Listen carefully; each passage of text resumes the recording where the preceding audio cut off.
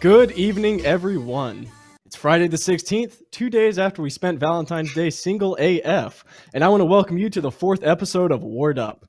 My name is George Crook, and I'm filling in tonight for Joshua Fekes Quest as he moves to his new place around, I don't know, Las Vegas, Western area, who knows.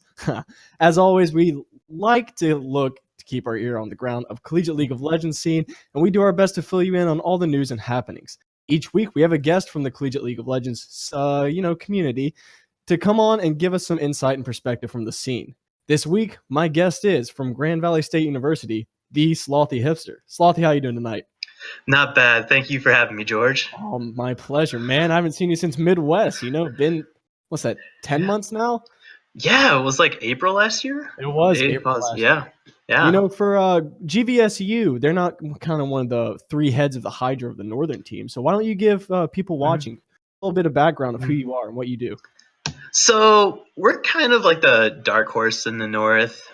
We've always had a fairly solid team, but usually around time of playoffs, maybe we'll falter a little bit or we'll be matched against some really tough opponents.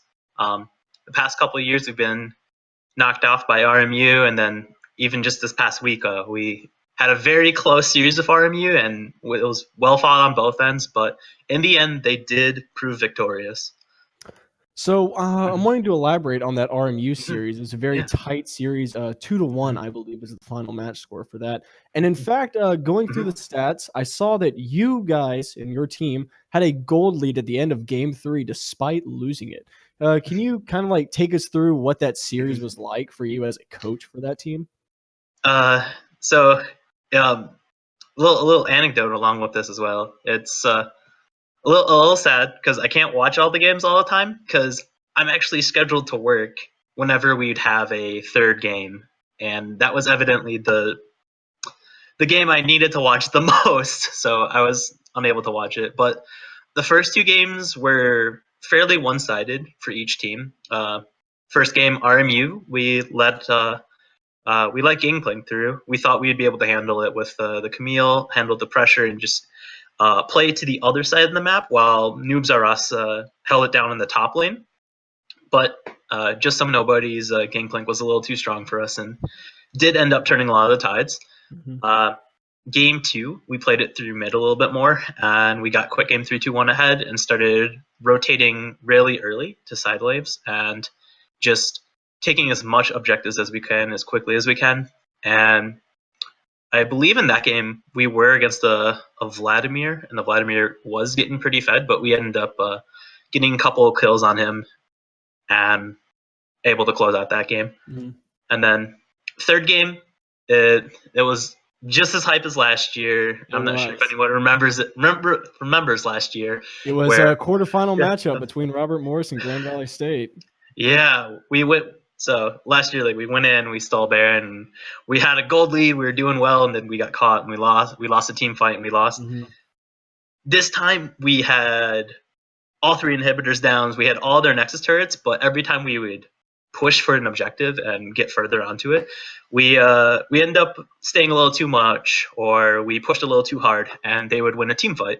So even though we would get everything, they were able to clear up the waves and eventually push back and win the game. So any early game gold lead we had just became null and void at that end game. And I mean, props to Knack Van's Vel'Koz specifically. That really did mess us up. I did right there. Yeah, we were ready for it, but we weren't actually ready for it. It was on our radar, but yeah, exactly. Well, despite that 2-1 series loss, you guys are still in contention for the playoffs, being 3-1 currently. But being 3-1, if you continue this winning, you'll probably have to face one of the three-headed Hydra teams that we talk about in week 6.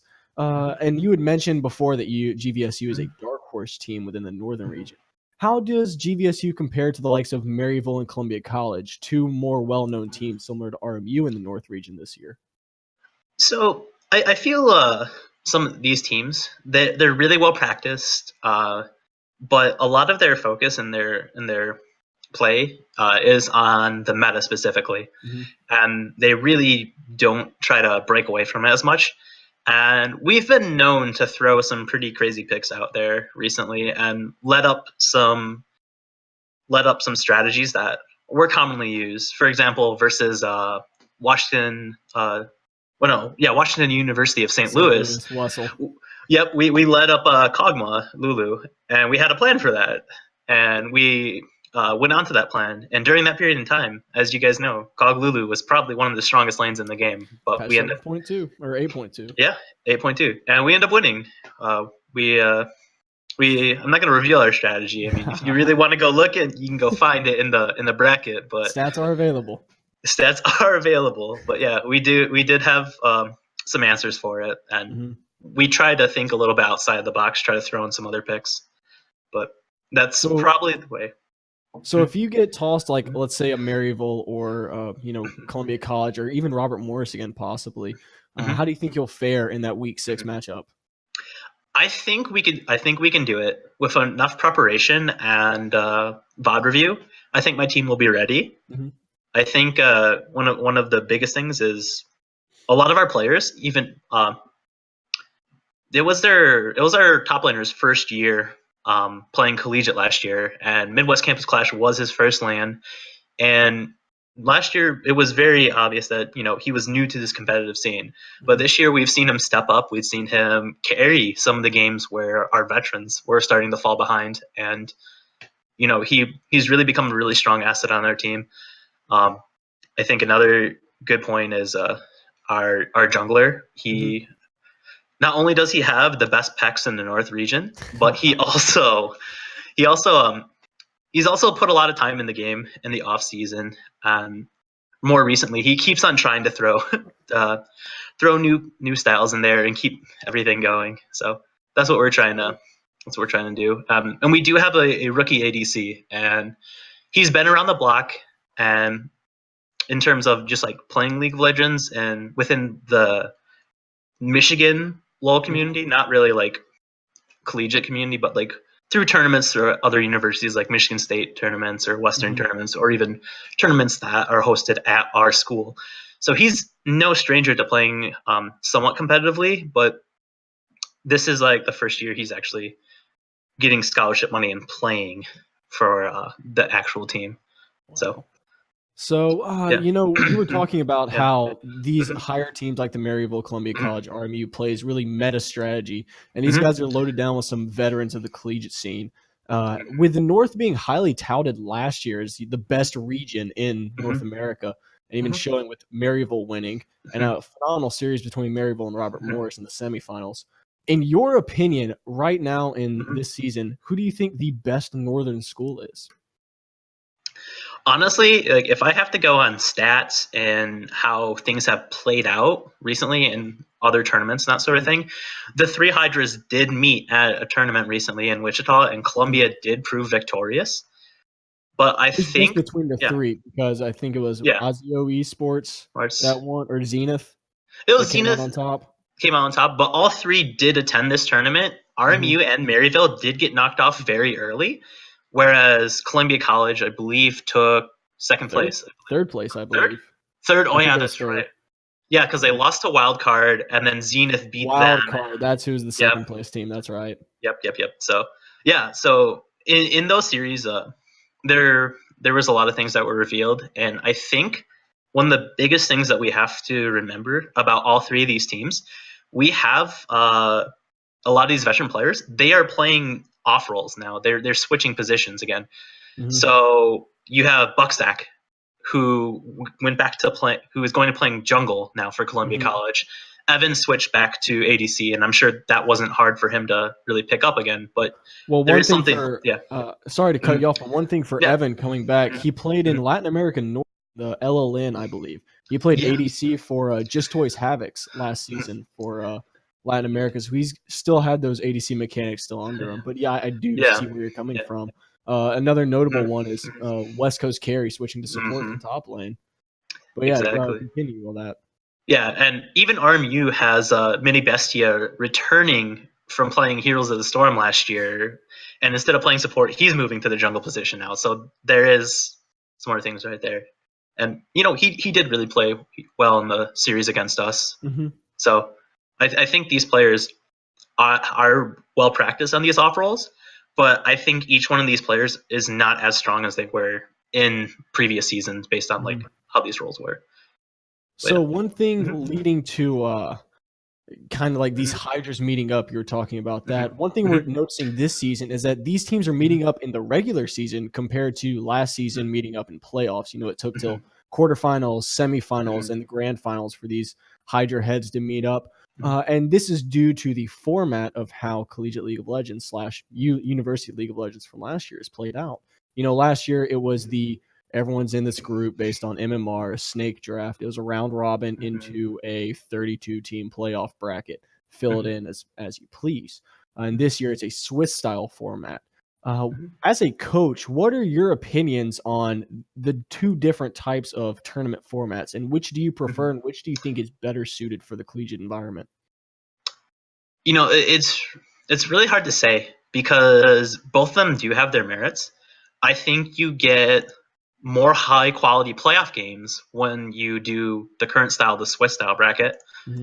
But I think it's a better opportunity for a lot of teams, just in general, if it's done the snake style. The snake, where you have your divisions and you play within your divisions. And from there, you can, based on MMR, you can sort of like weasel your way out of the group. I think last year we were ranked 8th and we were with Miami, who was ranked 9th, and we end up edging them out in that group. And I mean, if you look at them this year, they're sitting really high up, and I think who are they playing? They're playing Manitoba this week, so that should be a pretty good matchup as well. But so coming out, they are in the north, I believe. Miami of Ohio is playing University of Manitoba. And one thing coming out, an article came out today about the statistical rankings. Miami of Ohio was ranked 2nd, in fact, overall, which is shows a lot of growth. And we're not even talking about Manitoba or Miami of Ohio, and they're in the north. What do you think about those two teams? I think Miami of Ohio has been a long time coming. We met them 2 years ago in this tournament called All Mid. It was hosted at University of Cincinnati, and they were the projected favorites. And we ended up just like tossing them to the curb pretty early on in that tournament. And from there, they have been grown. We've scrimmed against them. We've lost scrims against them. We've won scrims against them. We've lost scrims against them. But overall, they're a fairly solid team. And I think if people aren't looking out, I think they can really upset a lot of things in the north. So what about Manitoba? Do you think they're the real deal, or do you think they've just kind of scraped their way through with an easy schedule? Because they did have their very first match win was via forfeit. It was, wasn't it? It was. So they've only played 3 matches, and they are 6-0 technically, but they still kind of easier schedule into this 4-0 status. Let's see. They did play against Central Michigan. I think Central Michigan is like middle of the pack. Like they're probably dead middle of the pack, to be honest. And then I remember playing against them in previous years, or having to prepare for them in previous years, and they end up beating us. I think that they've retained some of their strength, but I'm not really too familiar with how they are this year and how that has played out. So from what I've seen in the past, if it's any indicator, I think they should be okay, but I don't think they're top 4. I think Miami will beat them this week. Gotcha. Well, time's running down for this interview. I just have one last question. Who is going to win the North? Who's going to win the North? Who's going to win the North region? For playoffs? I want to say it's us. I want to say we get out. I want to say we just like kick it back in gear and we do this. But we do have a lot of things to work on before we really pull it out against the Columbia College Drake Porters. So I think that's that. So Columbia College, coach with a confident answer. You can't get any better than that. Well, Slothy, I just want to thank you for being able to come on tonight. It's a blast having you back, man. It's been so nice getting to talk to you. Oh my gosh, 10 months, terrible. 10 months. It's been. I still got to get you that hat before I head out. I still look at that hat. We were still memeing about that, but Yeah. you'll be Mhm. taking your endeavors to Korea, as we were Yeah. talking about, for a couple weeks, starting your adult life. So congratulations on that. But Thank you. other than Thank that, you. best Mhm. of luck for the remainder of this college League of Legends season. I send Mhm. all my luck to GVSU, pulling for them, hoping for that playoff Thank you. victory in the North. But once again, thank you very much, Slothy. Thank You've you been a so phenomenal much. guest. Have a great Hey, night. thank you. So, for those sticking around with the interview, we have Week 4 College League of Legends stats coming up very shortly. Be right back.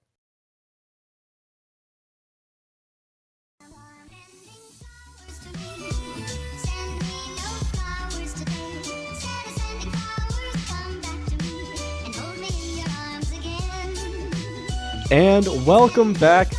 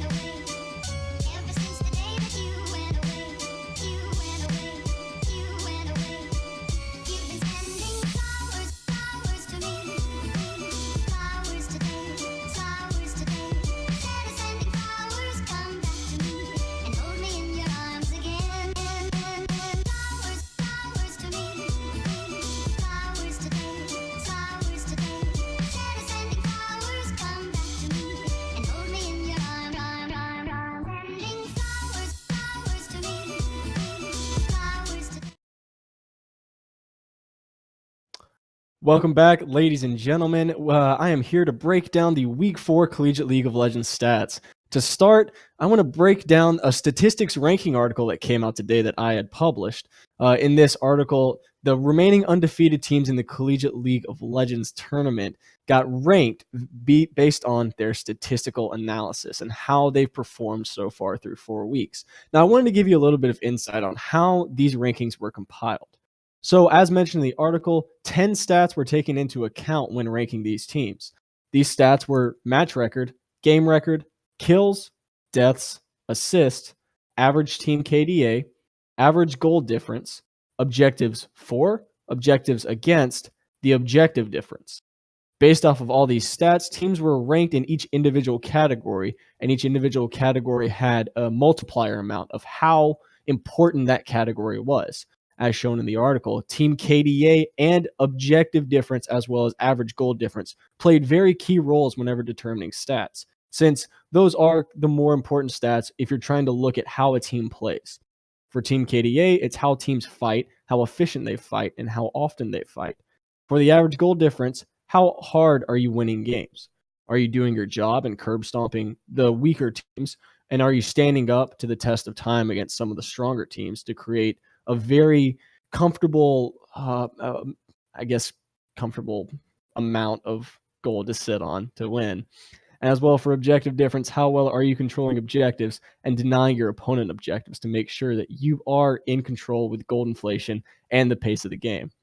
Now, one thing I want to clear up, whenever I speak of the term objectives, that talks about the amount of barons, dragons, rift herald, and turrets taken in a single game. Across the 8 games to 10 games that teams have played, all these objectives were added up and then inserted into the data sheet.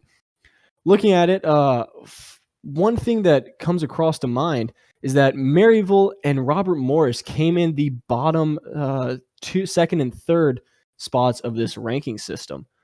For some, as mentioned earlier in the interview, they're 2/3 of the giant northern hydra that we talked about. But you shouldn't really be concerned with this because sometimes statistics are just numbers, right? You got to trust Dan Clerkey over there at Maryville. MU Walrus, he's been personality of Collegiate League of Legends for 2 years now. Great guy. But looking at the statistical analysis breakdown, it's really nice to see where teams stand coming into these closing 2 weeks. Because after these 2 weeks, this number of 18 undefeated teams will dwindle down to around 8. Preferably, I think 2 in each conference is how it will lay out, but we will see. You can base numbers off of statistics like, The southern teams, UT Dallas, UT Austin, are up there in the upper half, whereas the South did not perform as well last year in playoffs whenever it came down to crunch time. These stats are relative to their respective regions, so you don't really know how teams stack up across a regional basis. One thing also to mention during these statistics is that there were some things not taken into account that can skew data, like strength of schedule, for example. One team like GVSU may have to go through a lot tougher teams, whereas other teams may have an easier path. As we mentioned, University of Manitoba had a forfeit win in their first match. So that statistics were not entered into the data sheet. Things like this can skew the stats, but it's still really nice to be able to see the numbers spread out and see how teams rank with one another. We'll see how these stats change in the next 2 weeks and get back to you for playoffs. Going into recapping last week's matches, some of the key matches to look at were from undefeated teams across each of the 4 conferences. Starting in the South, Texas A&M faced off against the University of Houston in what seemed to be the South's best match of the week, due to NC State handling George Mason University pretty handily.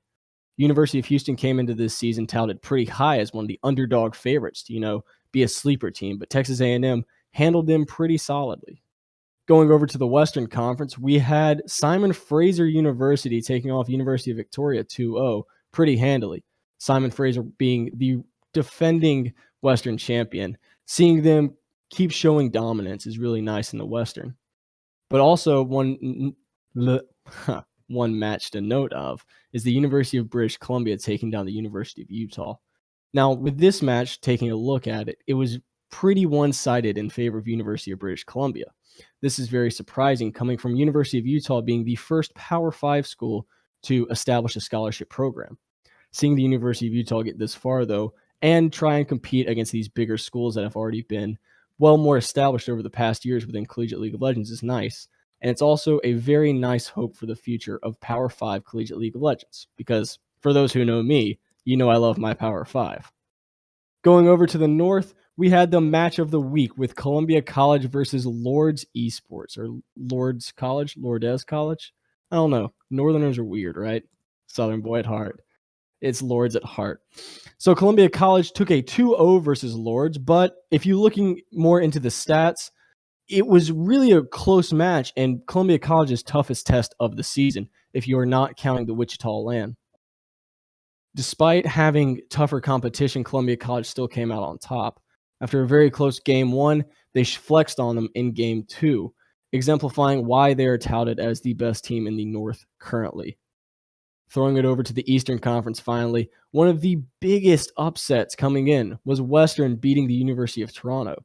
For those of you who don't know, University of Toronto was the Eastern champions last year, but they did lose the majority of their roster to professional play, with 3 of their players making up FlyQuest Academy, with their support now being on FlyQuest's main roster. Western took a 2-0 series win, bumping them up to 4-0 match record. Now we're going to be previewing some of the undefeated matches coming into Week 5, and we'll stay on the Eastern Conference right now. Currently, there are 5 teams in the Eastern Conference that are undefeated. The University of Ottawa will be the one undefeated team that does not have to play another undefeated team this upcoming week. But one match I do want to look into is Rochester Institute of Technology versus New York University. Now, these 2 teams were really under the radar last year, but all of a sudden making a surge.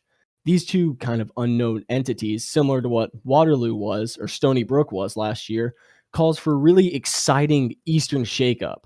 We don't have the same Eastern powerhouses that have constantly been there. And now with RIT and NYU coming up, it's time to see who talks the talk and who's just making a bluff with their statistics. Throwing it over to the Northern Conference in Week 5, we have Maryville Esports being the one undefeated team not playing another undefeated team. But for those of you who do not know, Columbia College is playing Robert Morris in what I like to say is my match of the week. For those who don't know, Columbia College head coach Drake Porter came from Robert Morris University. He was the head coach of RMU last year, winning Midwest Campus Clash at a very first LAN event and taking the RMU Eagles to a semifinal victory. Or not victory, to a semifinal result. in the University of League of Legends playoffs last year. Drake Porter now faces his team for the first time in Collegiate League of Legends play under Riot-sponsored tournament for the first time since leaving RMU. We'll see how these two teams stack up and to see if RMU struggles against teams like GVSU, who seem to be weaker than Columbia College, if those still stay eminent, or if they'll seal things up and put up a very, very challenging match to Columbia College. For those who don't know, last year in the Northern semifinals, RMU defeated Columbia College 2-1, but again, that was led by Drake Porter, and now he switched sides. Throwing it over to the Western Conference, it is your C-Law match of the week. University of California, Irvine taking on University of British Columbia. UCI and UBC have been known to be two of the powerhouses of the West over the past few years. Both schools being a strong scholarship institution, both schools producing some of the best players to come out of the West. UCI comes in as what I would say are the favorites, due to UBC losing some of their old roster to professional play and graduation. We'll see if UCI, who is currently the highest ranked team in the statistical rankings, can take University of British Columbia with ease. Finally, looking over to the South, the four teams playing: Texas, and North Carolina. There's a little trend there, isn't there? So Texas A&M is taking on UT Austin in what is seemed to be the best match of the upcoming week. Texas A&M made it to the quarterfinals last year at the University League of Legends, taking the South victorious. UT Austin, however, is coming out very, very strongly, being a strong competitor amongst all the Texas teams. But don't sleep on University of Texas at Dallas either, because they have a strong roster coming up against a more weaker NC State team. Sorry, NC State. I mean, love you to death. Shadow Vision, shout out to you. But Texas is just too strong at the moment. Throwing it over to the JV1 League. We have a few teams for you to keep an eye out on after the 6th week of competition. One team to keep an eye out on is the University of Central Florida. Now, the University of Central Florida is coming in with a record of 6-0. Now, this is the Neva Freeze team. UCF has two teams competing in the JV1 League, but the Neva Freeze team is coming in with a 6-0 match record and a 12-1 game record, exemplifying really strong team play in a conference that has some pretty prominent names like Ohio State, Georgia Tech, and Queen's University. If Neva Freeze can keep this play up, the playoffs should be an easy breeze for them until they meet the final boss, which all these teams will eventually have to face. Up next is the University of Illinois Urbana-Champaign. Mouthful, right?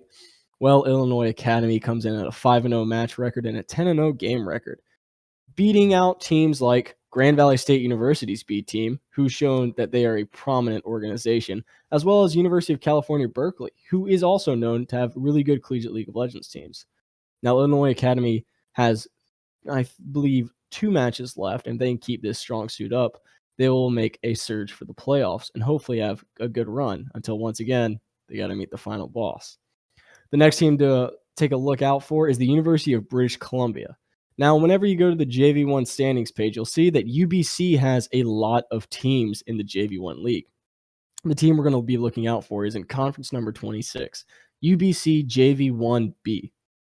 Tongue twister, right? Ugh.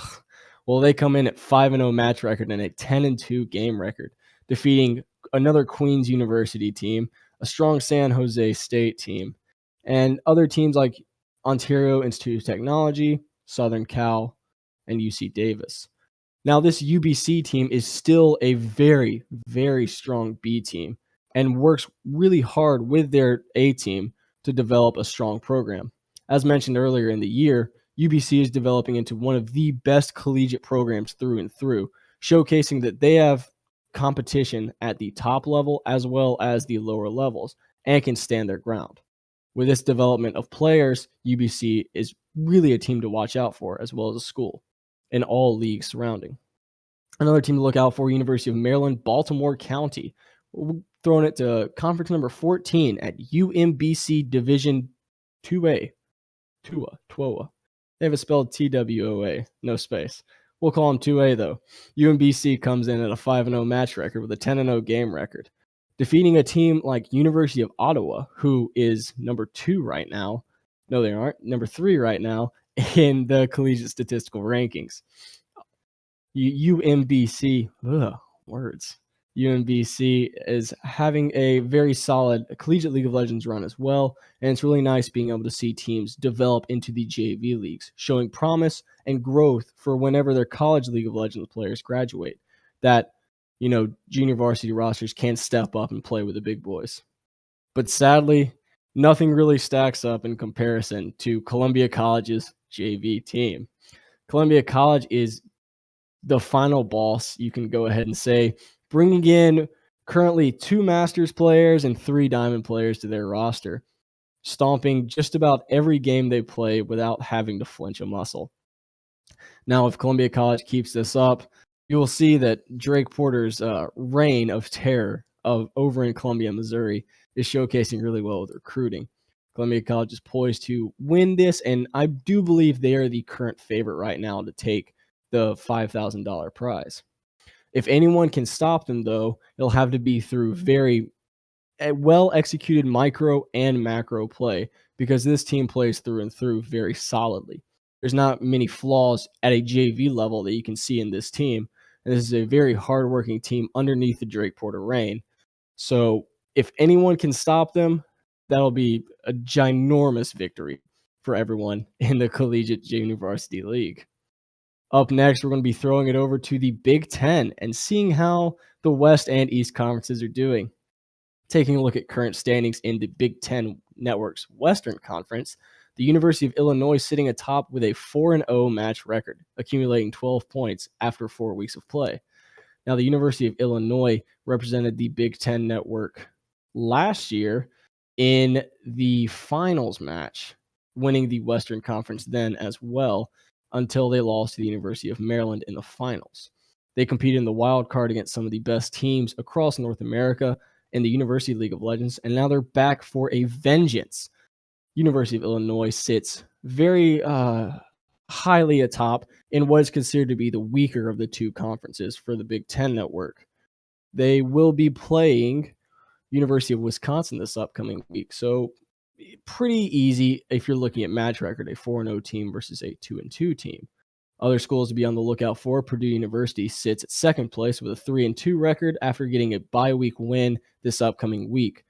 Northwestern University is also 3-1 with 9 accumulated points. They will be taking on the University of Minnesota.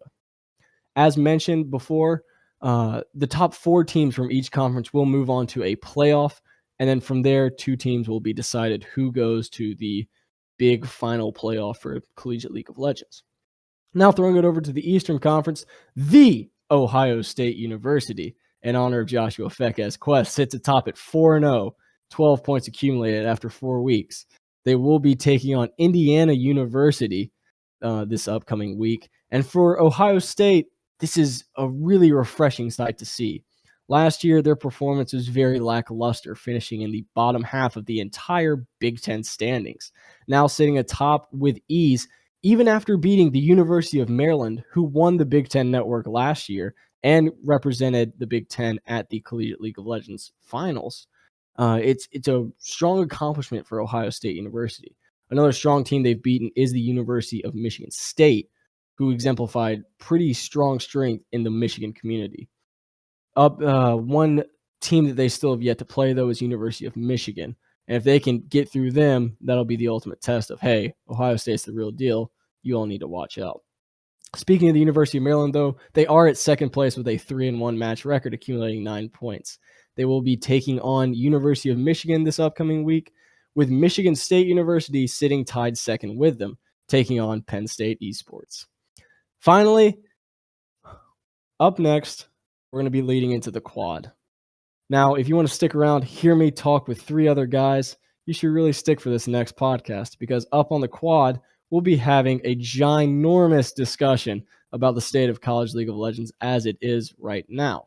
But before I go, I want to let you in on some upcoming broadcasts this week on the C-Star League Twitch.tv.